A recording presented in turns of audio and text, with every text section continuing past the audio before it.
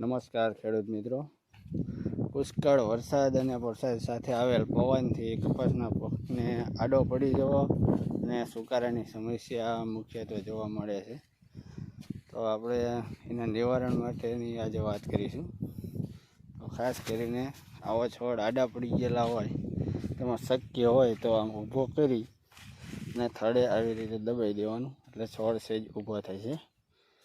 પછી માવજતની વાત કરીએ તો સામાન્ય માવજતમાં આપણે પિયતની વ્યવસ્થા જો હોય, પાવર લાઇટની વ્યવસ્થા હોય તો એમાં, અથવા ડાયરેક્ટ યુરિયા પ્લસ 90% સલ્ફર આવે છે જે પાવડર ફોર્મમાં, તેની સાથે બ્લુ કોપર અથવા જે સાપ પાવડર આવે છે તે મિક્સ કરી અને આપી દેવાનું.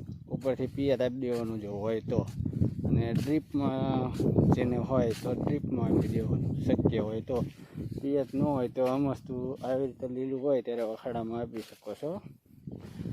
અથવા એમોનિયમ સલ્ફેટ સાથે બ્લુ કોપર અથવા તો આપણે સાપ પાવડર, અને એ પણ શક્ય ન હોય એથી સારું તો કોઈ સારી કંપનીનું માઇક્રોન્યુટ્રિયલ, એમાં બ્લુ કોપર અથવા સાપ પાવડર નાખી દેવાનું અને એ વખાડામાં નાખી દેવાનું, અથવા ટપક હોય તો ટપકમાં ચડાવી દેવાનું.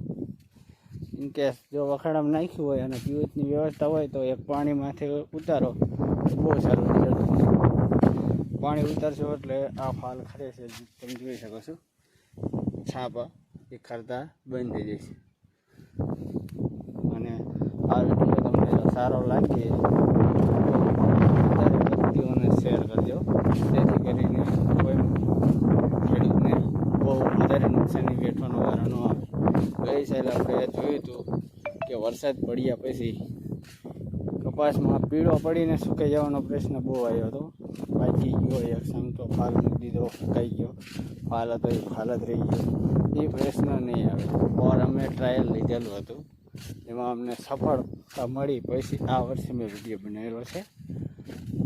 જય જવાન, જય કિસાન.